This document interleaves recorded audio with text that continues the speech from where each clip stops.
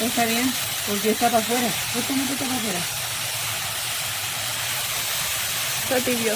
Espera que esté frío. Sí, pero no va a llegar el frío. Pero, qué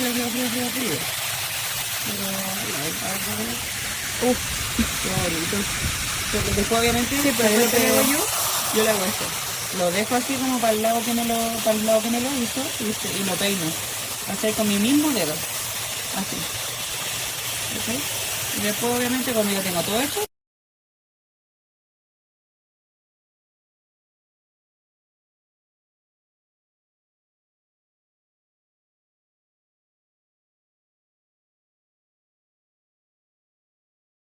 un videito de mi maravilloso regalo de cumpleaños patrocinado por ustedes, mis compañeritos de trabajo.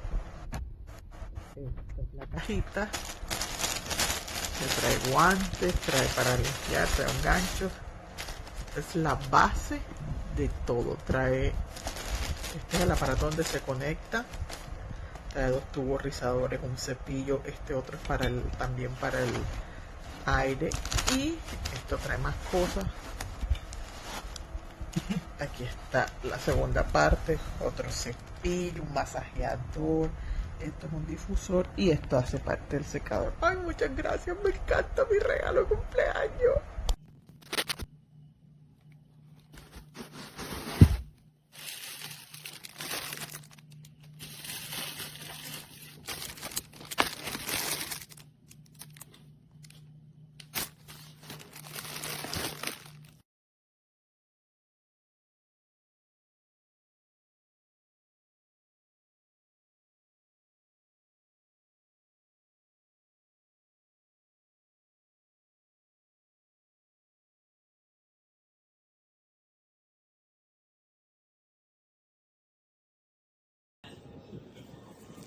I got the prime rib sandwich, and you got the fish and chips. And it's typical American food, but you remember that everything is more expensive than the last